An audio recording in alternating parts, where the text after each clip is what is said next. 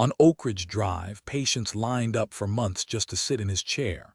Dr. Arthur Hale wasn't just a dentist. He was the man families trusted with their children's first fillings, the one neighbors called the smiling miracle worker. But behind the pale blue coat and the gentle hands, something far darker was taking shape. It started quiet. A mother of three collapsed at her kitchen table. A retired teacher never woke from his afternoon nap. Weeks apart, no connection, until the funerals began stacking up, and one phrase kept returning. They had just seen Dr. Hale. What no one knew was that inside his clinic drawers sat unmarked vials, and inside his pocket was a small notebook with names, dates, and red crosses scratched beside the dead. 9 patients in all, poisoned not by accident but by design. This is the story of a town that trusted the wrong smile, and of a chair meant to heal that became a silent execution device. Welcome to Justice Uncovered. Subscribe and turn on the bell, because the darkness behind the mask is just beginning. Rain pressed against black umbrellas as 3 funeral processions moved through Oakridge on the same gray afternoon. Brass from the church band bled into the sound of muffled sobs, the low notes of the trombone vibrating across wet stone steps. Pallbearers in dark coats carried caskets streaked with droplets, their polished surfaces reflecting rows of bowed heads. Shoes splashed in shallow puddles as the line of mourners stretched along the street. A steady hum of grief filled the air, interrupted only by the hard slam of shovels striking wet soil. Witnesses noted the similarity. Each family placed the same white roses across the lids, a florist card pinned to every bundle, and tucked beneath several ribbons were appointment slips from a single dental clinic. Inside the county hospital the night before, alarms had sounded without warning. At 9:13 p.m. in Ward C, the flatline whine of a heart monitor replaced its steady beeping. Nurses rushed with a crash cart, the hallway echoing with rubber soles on linoleum. Clear. A doctor shouted, defibrillator pads flashing as the patient's body jerked against the mattress. Less than 6 minutes later, on a separate floor, the same tone filled another room. A second patient slumped, eyes glassy, oxygen mask fogged with condensation. Monitors lit crimson, multiple screens recording sudden cardiac arrest. At 10 p.m., a third call for assistance blared over the PA system. The hospital log documented the cluster of code blues: 3 arrests, 3 fatalities, all within 1 hour. In the morgue at dawn, fluorescent bulbs hummed above stainless steel. A clerk flipped through a stack of documents, red stamps thudding against official paper. 9 certificates in total bore the same phrasing: cause of death, cardiac arrest, undetermined origin. Camera footage from the corridor showed body bags wheeled out in succession, zippers pulled closed, the echo of gurney wheels rattling over metal seams. Each tag displayed the same week, the same cluster of wards. Relatives crowded waiting rooms with damp coats draped over their arms, voices hoarse from sleepless nights. It was sudden, one woman said, gripping a police notepad. He was fine after his checkup. Another man repeated the same line hours later to a different officer. She only had dental work done. 2 days later, she collapsed. Reporters gathered outside St. Helena Church, microphones tilted against the rain. Their cameras panned across the graveside as the priest's voice trembled in Latin verse. Background chatter captured by one boom mic included the words, "Same dentist, isn't it?" The footage never aired, but investigators later noted its presence in the raw file archive. In a dim back office of the medical examiner's building, files spread across a wooden desk formed a grim pattern. Autopsy photographs revealed otherwise healthy organs, yet the heart tissue bore faint discoloration. A coroner traced a latex-gloved finger across the pages and paused at the common factor listed under recent procedures. All 9 had undergone dental treatment within months of their deaths. Outside, the rain did not let up. Umbrellas tilted as another casket descended, ropes sliding through wet hands, the thud of impact muted by soaked earth. Mourners laid wreaths of white chrysanthemums, but on one arrangement the florist's ribbon had slipped, exposing a folded appointment card marked with the clinic's name and the time of the visit. Witnesses whispered as they walked away, the coincidence tightening into rumor. By evening, 9 graves stood fresh in the same cemetery, their soil darkened to near black beneath the storm. At the foot of each, white roses glistened under the rain, and beneath more than one bloom was a pale rectangle of cardstock, the reminder of a scheduled visit that had already been kept. But every smile traced back to the same chair. Dr. Arthur Hale was 54 years old when investigators compiled the first dossier that outlined his life. The file began with a glowing summary clipped from a local newspaper dated 15 years earlier. In bold print it read, "The man who gave Oakridge its smile." Hale had spent 2 decades in practice, treating hundreds of patients and donating time to free clinics for children. Photographs showed him in a white coat, leaning over dental chairs with careful hands, a soft lamp haloing his profile. Testimony from colleagues at the State Dental Association repeated the same praise. One former partner said during an interview, "He was a star once, no question. He published, he lectured, he carried the banner for all of us." But another line in the transcript shifted the tone. The same witness added, "That last research project, everyone knew it was his. Yet the paper appeared under a younger colleague's name. His name was gone, erased like he had never been part of it." Copies of the journal article obtained by police confirmed the detail. The credits listed 3 authors. Hale's was not among them. Minutes from a 2012 meeting of the State Dental Board showed a quiet dispute. Hale had submitted a letter of complaint, accusing a peer of taking credit for work developed in his clinic. The case was dismissed. That paper went on to receive awards. In the margin of the archived record, a clerk had underlined a sentence. Dr. Hale withdrew his membership in protest. His personal records filled the next section of the file. A divorce judgment from 2014 awarded custody of his only child to his wife. Property deeds showed the family home sold that same year. Surveillance from a bar camera in downtown Oakridge captured Hale alone at 11 p.m. on multiple nights. In one sequence, timestamped February 8, 2016, he sat at the counter in a wrinkled shirt, lifting glass after glass of amber liquid, while television light flickered across his face. Patrons in the background looked away. Financial ledgers taken from his bank accounts told a parallel story. Balances dropped sharply after 2015. Credit statements revealed mounting debt, with late payment notices marked in red. By 2018, interest alone outweighed his reported clinic income. The numbers painted the decline in plain figures. Still, in the eyes of patients, the clinic remained a sanctuary. A waiting room lamp cast a warm yellow glow, a fish tank bubbled near the door, and children thumbed through worn magazines stacked on a wooden table. The blue dental chair, polished smooth from years of use, stood as a familiar landmark. Witnesses recalled his steady voice. "This won't hurt," repeated day after day. Parents trusted him, neighbors greeted him by name, and local schools referred students to his office for free checkups. The community still saw the healer, not the man recorded on debt ledgers and divorce decrees. But investigators noted details that stood out under fluorescent examination lights. During an unannounced inspection in 2019, regulators photographed 2 small bottles without labels tucked behind boxes of fluoride rinse. A receptionist recalled seeing Hale slide them into a drawer with unusual care. Later, when police searched the clinic, they logged a black leather notebook found in the bottom desk cabinet. Its pages contained patient names written in neat columns. Several bore small red marks in the margin. Many of those names matched the list of recent deaths. Colleagues interviewed in depositions added fragments. One dental assistant stated, "Sometimes he locked the supply room even when it wasn't necessary.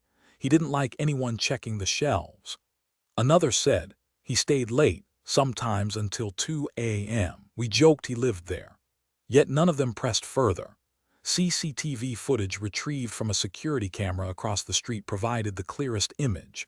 At 12:47 a.m. on a Tuesday, the clinic windows glowed long after the town was silent. The footage showed Hale's shadow moving past drawn blinds, pausing near the back wall where the storage cabinets were fixed.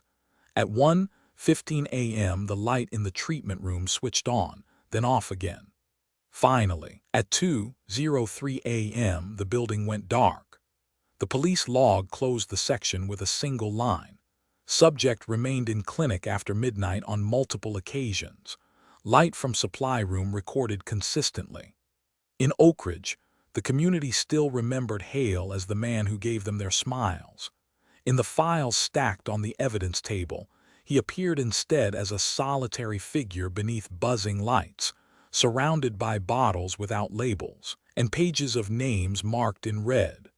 And on the night cameras caught him last, the lamp in his supply room glared bright while the rest of the town slept in silence. The paper trail began with an email confirmation printed from Arthur Hale's clinic computer. At 7:42 p.m. on a Thursday, he placed an order labeled dense amalgam, special lot, to a supplier 3 states away. The invoice, later seized from his accounting software, listed quantities that exceeded his average monthly use by more than double. In the notes field he typed, "For in-house materials research." A follow-up phone record showed a 12-minute call at 8:19 p.m.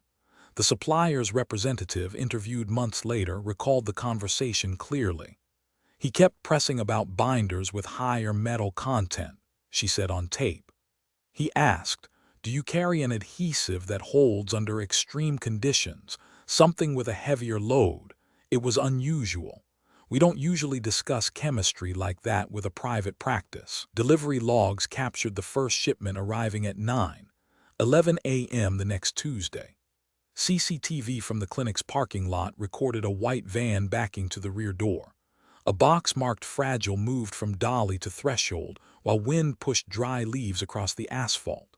The driver signed a handheld device, then left. Minutes later, the interior camera in the hallway, a small unit facing the supply room, showed Hale sliding the box across tile with both palms, shoulders tight, eyes down. He kept the door open with his heel, then nudged it shut. Inside the box, according to the later evidence photographs, were conventional amalgam capsules and 2 unbranded canisters with silver screw caps. No manufacturer labels were present. An accessory invoice listed them as sample compounds. The supplier explained, "Occasionally we send test materials for dentist feedback, but they are usually harmless variants. I don't know why those had no labels. It looks like a mistake on our end, or he requested them unmarked." Asked whether Hale had requested anything special, she added, "He asked if we could expedite any adhesives containing heavy metals.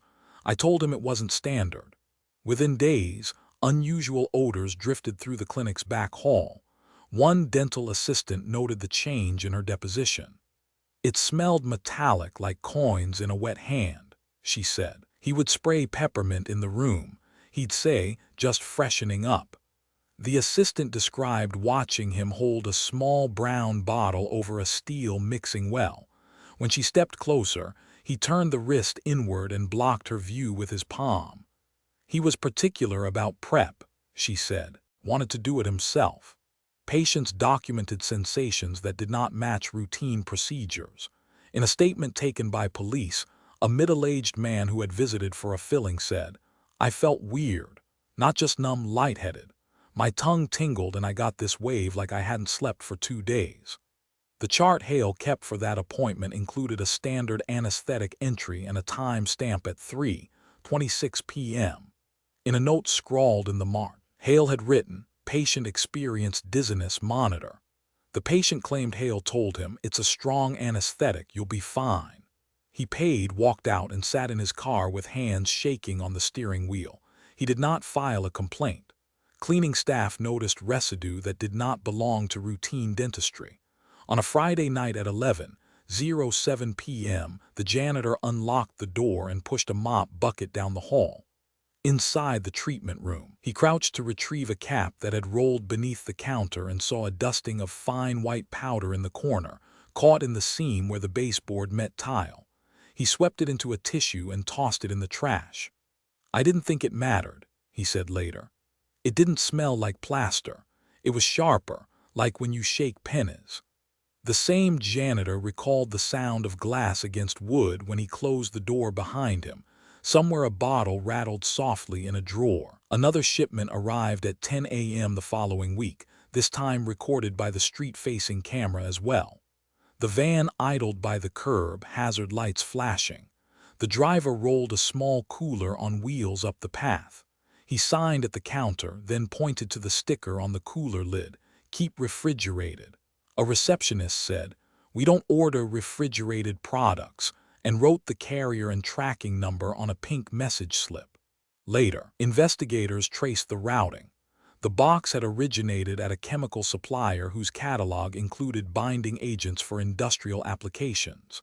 The sender's instruction slip, recovered from a file in Hale's desk, bore a typed line, "Sample training use only."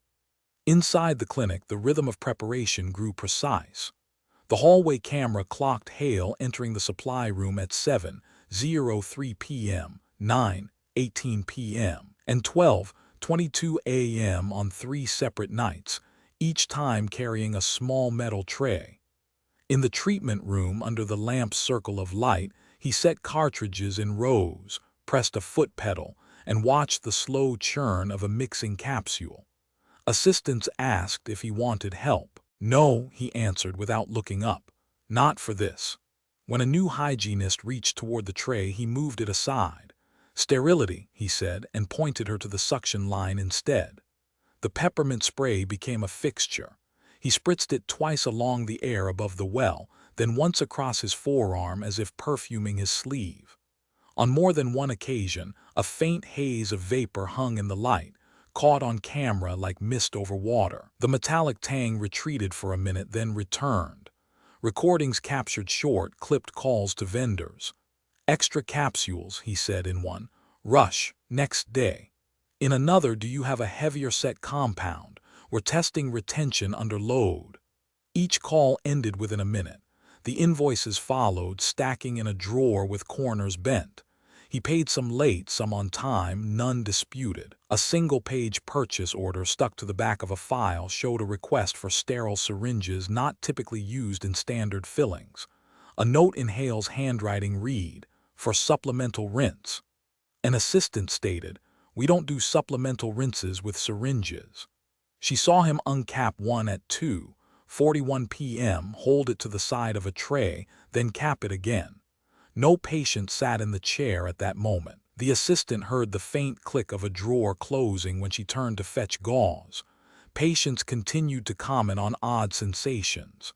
"Is it normal to taste metal?" a woman asked during a morning appointment.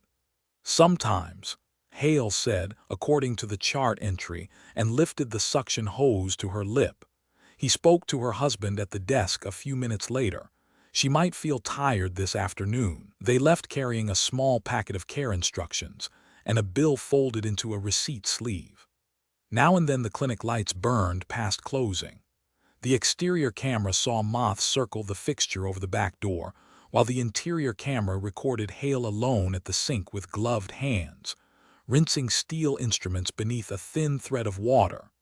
He dried them carefully, set them in a row on a towel, and wrote in the leather notebook with a narrow pen. The page he filled was later photographed under evidence glass, names in columns, a date, and a tiny red mark beside some of the entries. The edge of the page showed faint transfer from a carbon copy below. One afternoon in early spring, the receptionist propped the front door for air. A gust swung it shut with a hollow thud. From the treatment room came a small shake, then the distinct tap of glass against wood. The receptionist glanced up. "Everything okay?" she called. Hale, behind the partially closed door, answered, "Fine." She returned to her screen. Inside the room, the drawer front rested flush with the cabinet face, a hairline gap visible only from the side. By the time the sun dropped and the street lamps flicked on, the clinic smelled like peppermint and latex gloves, with a thin undercurrent of metal that clung to the back of the throat. The hallway camera, steady and indifferent, marked the passage of minutes. At 6:18 p.m. the front door opened and closed. At 8:02 p.m. a light in the supply room clicked on, then off.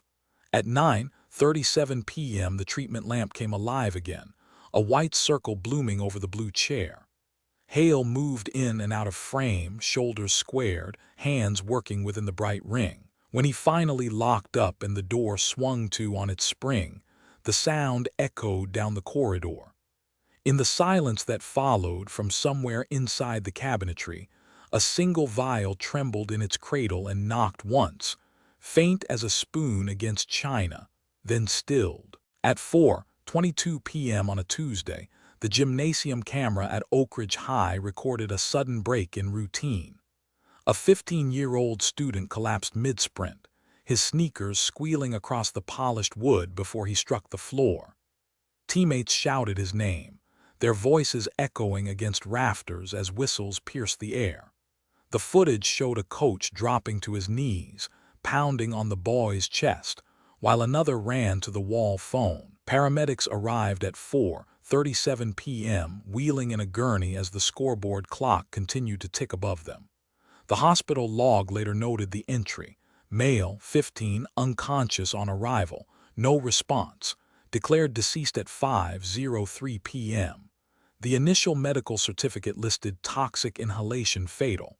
It was the first death linked to Oakridge High that spring. 3 days later, at 3:51 p.m., a second incident unfolded in the east wing of the school. Hallway cameras showed a group of students leaving class, laughter bouncing off lockers. A 14-year-old girl paused, pressed a hand to her chest, then stumbled. A friend tried to catch her as she fell sideways against the tiled wall. The timestamp captured her collapse at 3:52 p.m. Teachers crowded around, one shouting, "Call 911." The ambulance arrived 12 minutes later. In the ER record, her cause of death was listed as acute respiratory failure. Staff circled the phrase "collapse after school hours" in red pen. By the end of the second week, more reports surfaced. A 17-year-old junior was rushed from a classroom on the second floor after vomiting and shaking uncontrollably. He died at 6:14 p.m. despite multiple resuscitation attempts. 4 days after that, a 16-year-old fainted during choir rehearsal and never regained consciousness. Within 3 weeks, a total of 4 students and 1 faculty member were dead.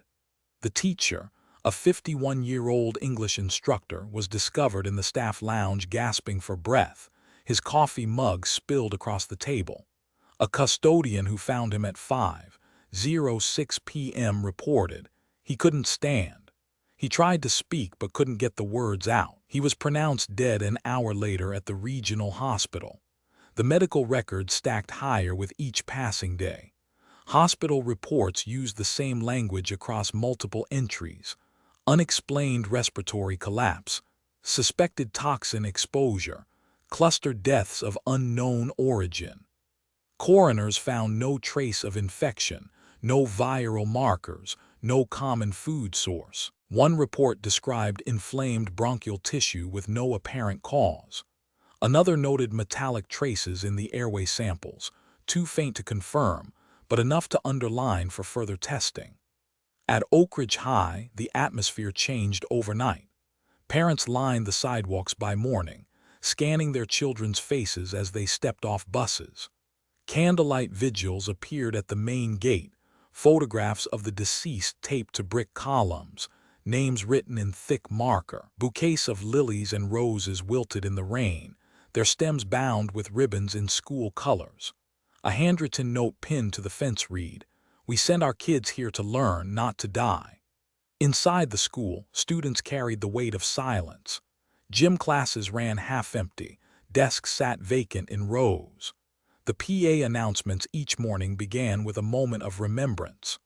Lockers belonging to the victims were plastered with flowers, photos, and folded letters from friends. In the East Wing, the hall where the second girl collapsed, A circle of candles burned nightly. Teachers extinguished them each morning before classes resumed. Local news stations ran daily coverage. 5 dead at Oakridge. One anchor intoned, her voice flat against the hum of studio equipment. Footage cut to parents outside the school, gripping umbrellas, voices rising in anger. Why aren't they closing this place down? One father demanded. Another mother clutched her daughter's arm and said, "She's not going back until they tell us what's in that building." Reporters highlighted the absence of answers. The phrase "cluster deaths" scrolled across ticker lines. Medical investigators convened at the hospital conference room. White coats gathered under fluorescent light. Charts spread across the table showed timelines marked with black dots. A doctor tapped his finger against the line connecting the cases. 2 weeks apart, different ages, different activities, all respiratory collapse. This isn't random. Another physician leaned closer. Environmental, ventilation, something localized. The team compiled locations, times, and classroom schedules, entering the data into spreadsheets. Parents pressed photographs of their children against the school gate. Rain smeared the ink on paper printouts, faces blurring into streaks of color. Some taped balloons to the fence, others left basketballs and notebooks. Relics of everyday life transformed into memorial offerings. Police officers set up a small barrier, holding back crowds during dismissal hours. The press huddled behind the tape, cameras flashing as students hurried past. On the 4th weekend after the first collapse, the hospital issued a formal statement. Oakridge High is experiencing a series of unexplained respiratory fatalities. We are cooperating fully with state investigators. The phrase, "unknown origin," echoed across evening broadcasts. Parents watched from living rooms, hands clasped. Behind the scenes, a doctor on the investigative team reviewed each file once more. He circled the addresses, the times of onset, and the precise classroom numbers. His pen stopped at the common factor connecting them all. Every victim had spent part of their school day in the East Wing corridor before collapsing. His notes, later photocopied for police records, ended with a single line written in block letters. All cases, Exposure East Hall, mate. Supervised by Harold Dunn. Headlines cut across the front page in bold type. The Oakridge smiles that killed. Photographs of 9 funeral services ran side by side, identical white roses visible atop each coffin. Reporters framed the narrative as a small-town mystery, asking why healthy men and women in their 30s and 40s were collapsing weeks after routine dental visits. News crews stationed vans outside the clinic. Their footage caught a slow zoom through the window blinds, showing the blue chair at the center of the treatment room, still in use despite the controversy. Families began comparing details. At a vigil outside St. Helena Church, parents and siblings held framed portraits under candlelight. The chair was always the same, one mother told a microphone. Blue leather, warm lamp in his gentle hands. Everyone trusted him. Another family echoed the phrase, calling Hale's voice steady, almost reassuring. By the 2nd week, relatives from different households sat together in the community center, realizing their stories overlapped. They traded phrases, the soft click of instruments on the tray, the scent of peppermint filling the room, and the promise that everything would feel better afterward. Behind the scenes, forensic laboratories delivered their first breakthrough. Under sterile white light, a pathologist scraped material from the molars of 2 exhumed victims. Electron microscopy revealed metallic particulates embedded in the filling substance, far beyond normal amalgam content. A written summary circulated to detectives read, "Presence of non-standard heavy metal compound. Composition inconsistent with approved dental materials." Underlined in red, "Potentially toxic." Analysts could not identify the source but confirmed the compound would degrade slowly in the body, leaching into tissue over weeks. That pace matched the delayed collapses.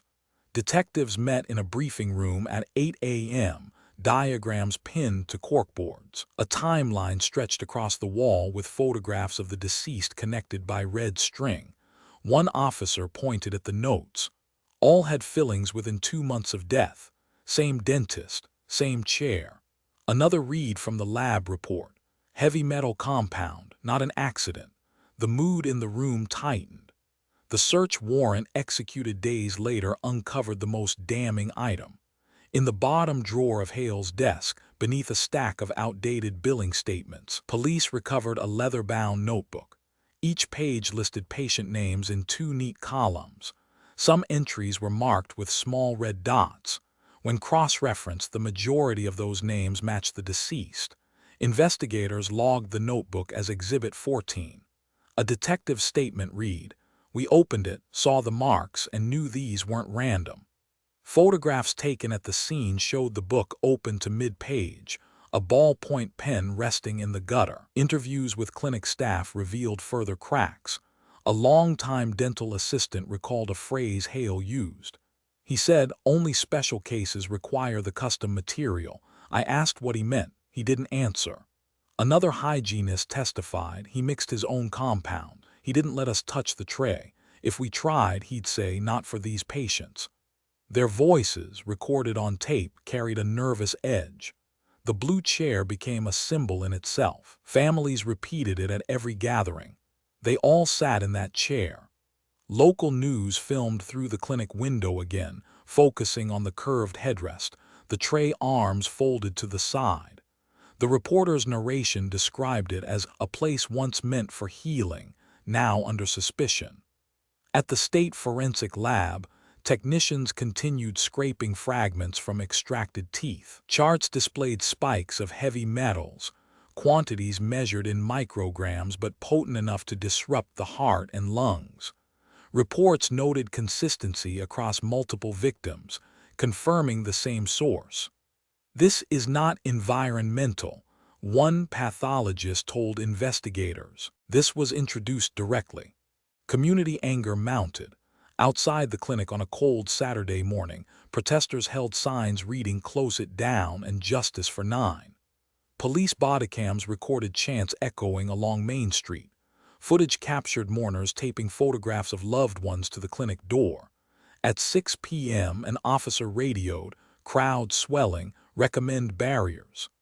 Inside the investigation unit, detectives compiled the case file. The notebook with red marks stood as central evidence, but they needed a trigger event to move forward. That moment arrived unexpectedly during a routine appointment. On March 14 at 2:47 p.m., clinic security footage showed a woman in her 40s seated in the blue chair. Her husband waited near the wall, flipping through a magazine. Hale prepared a syringe, pressing the plunger to release a bead of liquid at the tip. 37 minutes into the procedure, the patient stiffened, mouth slack against the suction tube. Foam spilled from her lips, droplets scattering across the bib. Her body convulsed. The husband leapt to his feet, shouting, "What's happening? Help her!" The assistant screamed for oxygen. The recording showed Hale frozen, syringe still in his hand. The husband turned and saw it, clear barrel glinting under the lamp, liquid trembling inside. "He's holding it," the man yelled. The words carried into the hallway, captured faintly on the waiting room camera. Staff rushed in, pulling the patient to the floor, pounding her chest. The monitor beeped erratically, then flattened into a long tone. Paramedics stormed in at 3:18 p.m., transferring her to a stretcher. Hospital logs marked her condition as critical. The police report noted what the family had seen. Relative observed dentist holding syringe during onset of patient collapse. Syringe not yet placed back on tray. That detail shifted suspicion from circumstantial to direct observation. The clinic door remained locked that evening, blinds drawn. Outside, the protests swelled as word spread. Camera crews recorded the chants intensifying, fists raised toward the sign above the entrance. The blue chair sat empty inside, light from the treatment lamp still glowing over it, illuminating the impression of a patient who might never stand again. They installed the camera at 5:32 a.m., before the first patient arrived, and while the street was still dark, two technicians in maintenance uniforms entered through the rear door with a work order that read HVAC inspection. One climbed a small step ladder and removed the vent cover above the supply cabinets. The other tilted a smoke detector casing and slid a pinhole lens beneath the plastic ring. By 6:04 a.m., a wireless receiver inside a plain white van down the block displayed a split screen of the medication shelves, the prep counter, and the blue chair under the treatment lamp. The tech keyed the mic once to test. "Control feed is live." Static answered, then a voice, "Copy." At 7:11 a.m., Dr. Arthur Hale unlocked the clinic. The camera watched him set his briefcase on the counter, reach into the pocket of his coat, and place a small brown bottle beside a silver-lidded jar. He checked the blinds twice, pulled a mask from a box, and stood still long enough for the lens to catch his hands. They were steady. He opened the drawer, took out a sheet of adhesive labels, and laid them flat on the counter. On the radio from the surveillance van, a whisper carried, "Subject preparing fillings alone, switching labels." Throughout the morning, the feed showed routine work, cleanings, insurance questions, a child crying briefly and then quieting under the warm light. Each appointment ended with the same peppermint haze sprayed into the air. Between patients, Hale returned to the supply room, opened the silver-lidded jar, and poured a clear liquid into a shallow well. He folded a label, pressed it onto the jar's side, and smoothed the edge with his thumb. Detectives compiled parallel statements in a conference room downtown. A former colleague from the state association sat across from a recorder.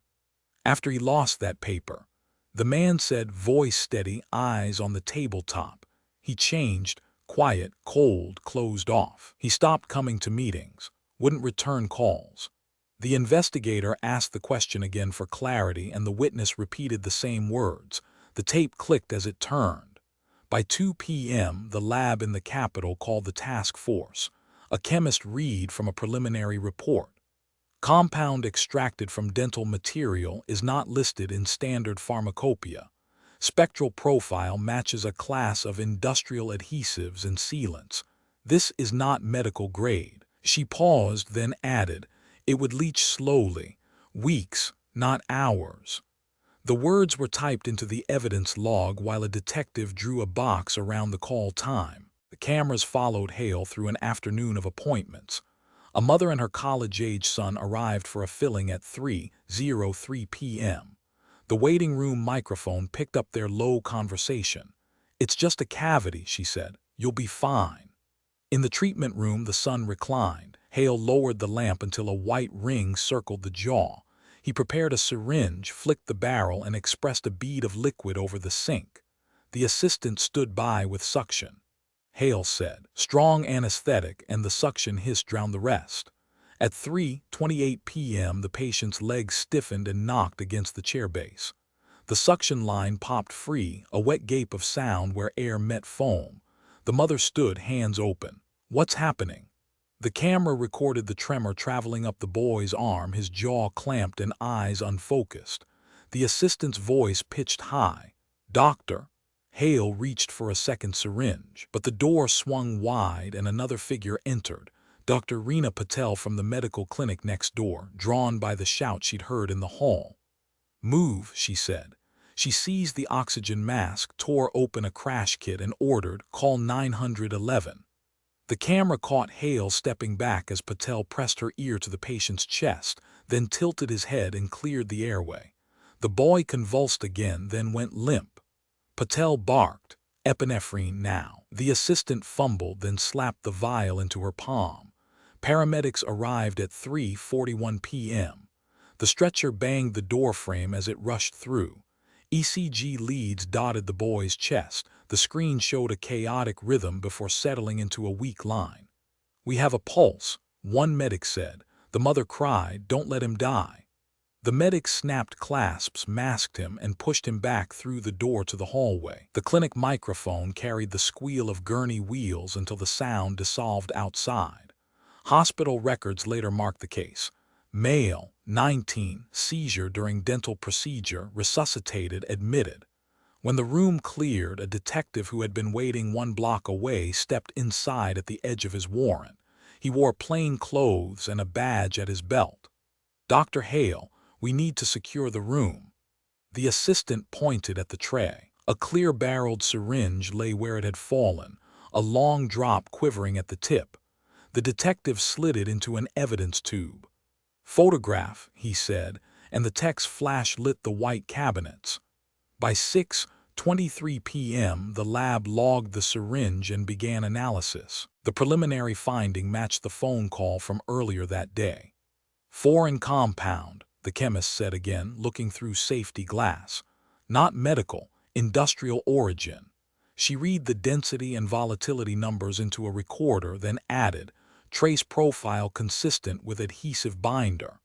The report transmitted at 7:02 p.m. to the task force inbox with a stamped header that said urgent. The surveillance continued that night. Hale closed the blinds and returned to the supply room twice more, head bowed under the camera's vantage. He took out the silver-lidded jar, peeled a fresh label from the sheet and lined it up against the glass.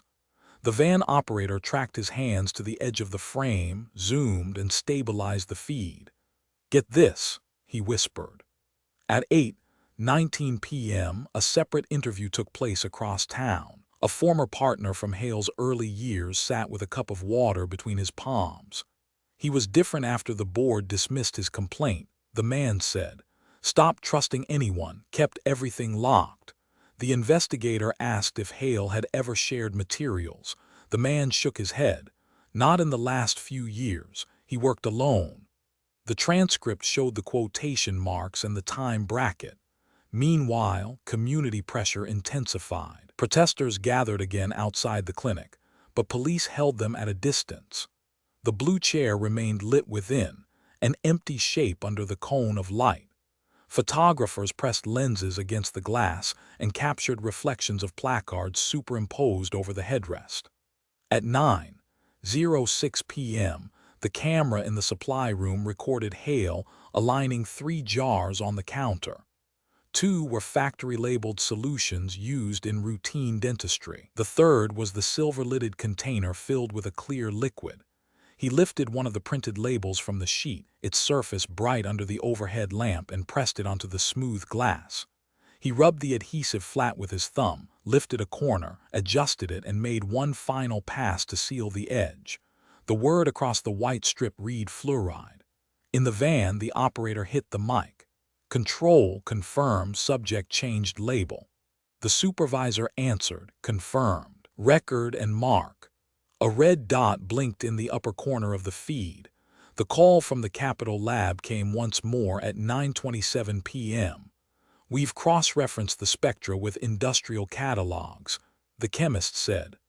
"Compound consistent with sealant binders used in manufacturing, not approved for human use." The detective on the line repeated the phrase into the log, "not approved for human use." The door of the van rattled under a sudden gust of wind. A quiet fell over the clinic as Hale washed his hands under a thin stream of water. He set the jar back into the drawer and slid it shut, the camera catching the gleam of the new label in the moment before the wood hid it from view. He turned off the treatment lamp but left the supply room light burning. From the sidewalk, nothing revealed itself. The building presented a dark front to the empty street. Only the hidden lens watched the illumination behind the wall. At 10:03 p.m., the operator scrubbed back the footage and paused on the clearest frame of Hale's hands.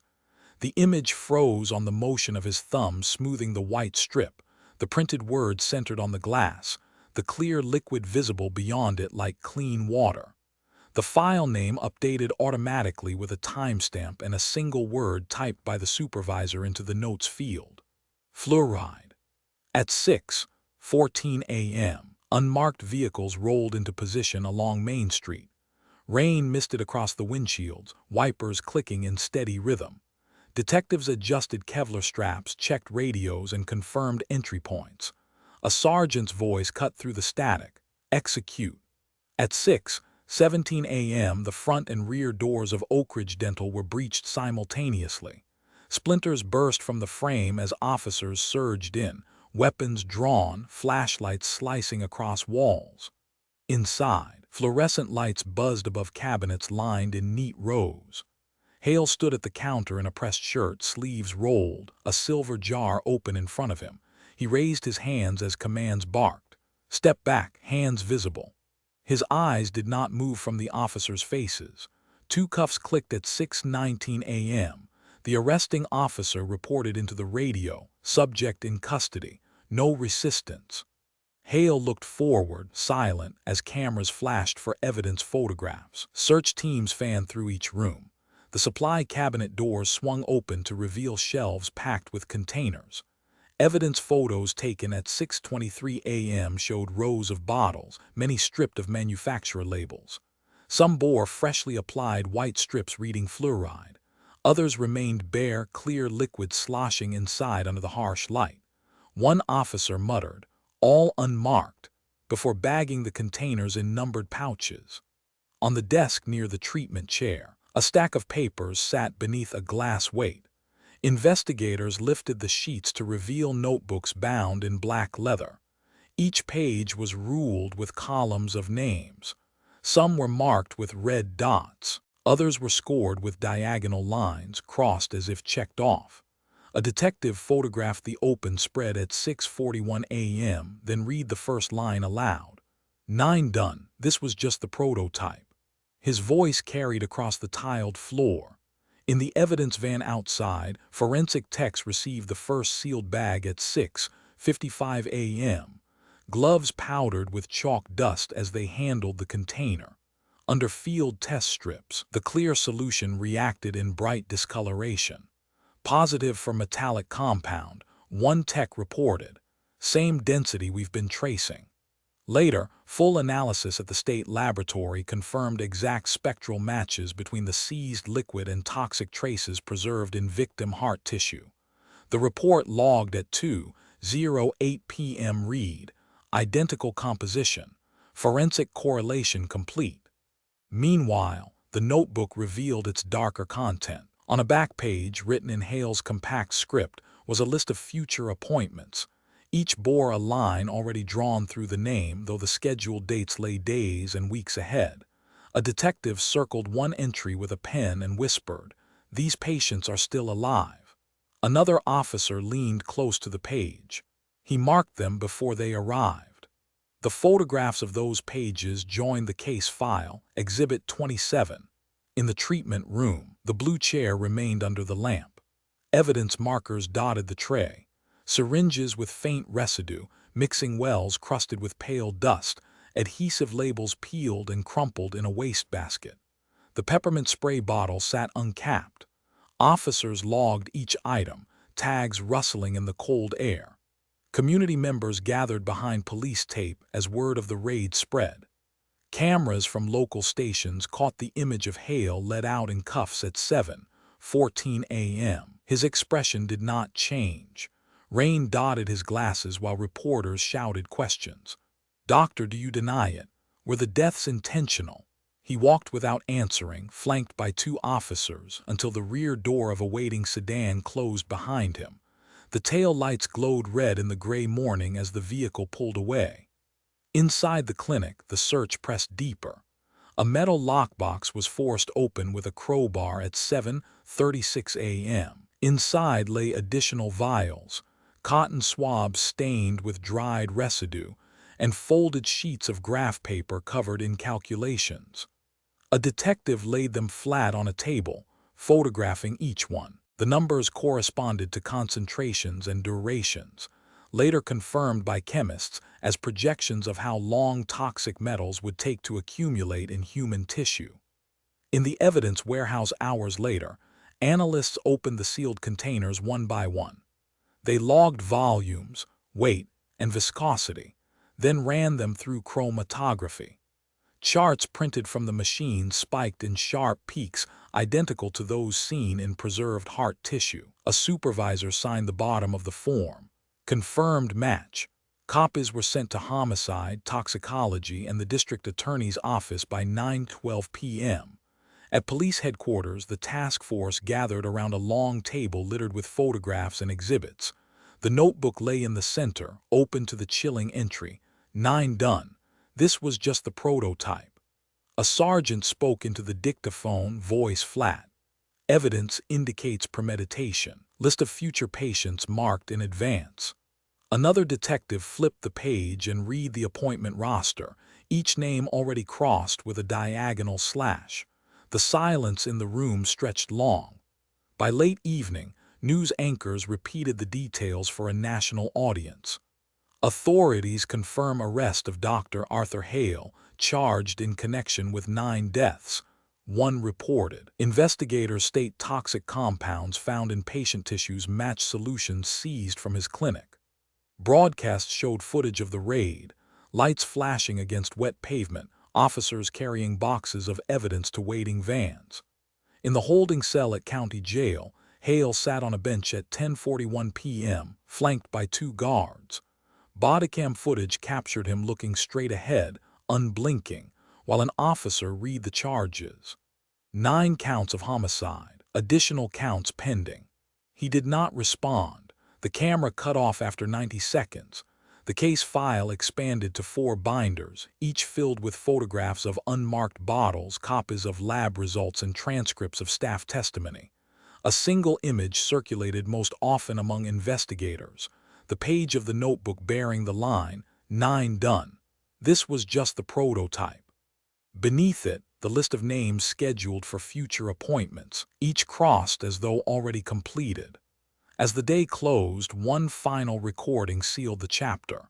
At 11:06 p.m., a detective keyed his radio during review.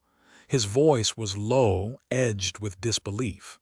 "If we hadn't intervened," he said, "it wouldn't have stopped at 9. At 8:12 a.m. on a gray morning, county officials sealed the front of Oakridge Dental. Heavy chains locked across the glass doors, a red-end white notice taped at eye level, closed under investigation. The blinds inside were drawn, but through a small gap a single shape was visible. The blue dental chair, once centered under the lamp, had been covered with a sheet of white canvas. The outline of its curved headrest pressed faintly against the fabric, a silhouette frozen beneath the dust.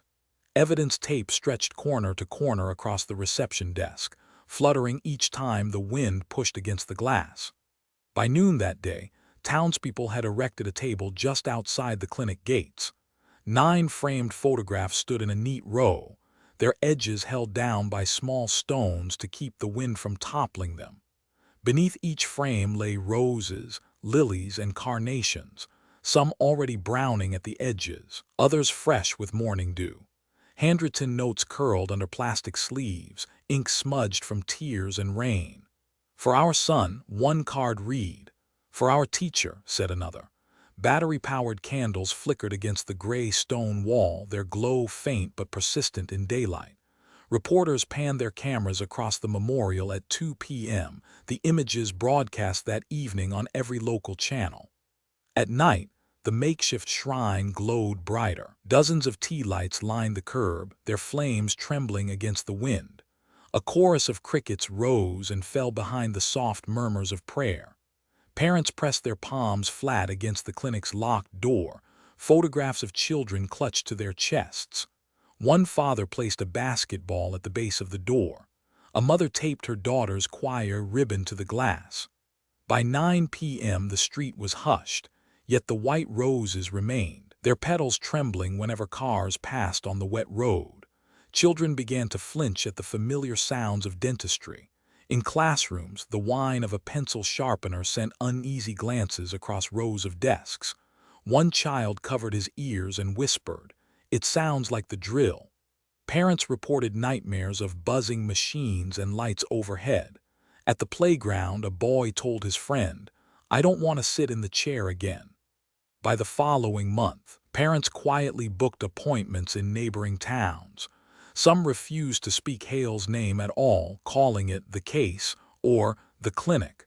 The newspapers stamped the story with a single headline that endured: "The Smiling Death Case." In bold type across front pages, the phrase appeared again and again. The national press adopted it within days. Anchors repeated the title nightly, their voices even, their footage looping the same shot of Hale escorted in cuffs from his office. Court records filed the case under his legal name, but in every broadcast he was simply the Smiling Death. The forensic exhibits were displayed at trial with stark precision. Photographs of the blue chair, the tray lined with syringes, and the notebook filled with names were projected against courtroom walls. Gasps filled the gallery when prosecutors displayed the page with the words, "9 done." This was just the prototype. The jury stared as each future appointment crossed in red pencil appeared on the screen. Reporters noted the silence heavy in the room. The clinic itself never reopened. Boards nailed across the windows weathered to gray. Graffiti sprayed along the alley wall spelled out the word murderer in block letters, later covered in white paint, then rewritten. The fish tank inside remained plugged in, its pump humming faintly when inspectors returned to check wiring months later. The water, clouded with algae, still held a few living fish, their scales glinting under the lamp. Photographers pressed their lenses against the glass to capture the eerie persistence of life inside the sealed building. Symbolism hardened with each passing season. The chair that once cradled patients in calm light became known as the execution seat. Former staff refused to step inside again. A maintenance worker recalled, "I walked past the door, saw the sheet over it, and left. I didn't want to be in that room." The town changed its routines. Parents avoided Main Street when possible. The bakery across the road reported a drop in sales, customers uneasy at the sight of the locked building. The sound of dental drills in radio advertisements made residents switch stations. A school counselor kept a box of earplugs on her desk for children afraid of the noise during classroom maintenance. One final image remained burned into memory. When officials performed a last inspection before transferring ownership of the property, they entered at 7:43 p.m. Power still flowed through one outlet. The aquarium lamp glowed faintly in the corner, casting ripples of green light across the covered chair. In the stillness of the abandoned clinic, the reflection shimmered against the canvas sheet, a ghostly halo over the silent silhouette. The final line of the police report reads simply, "The chair once promised healing. Now it stood as a monument to betrayal."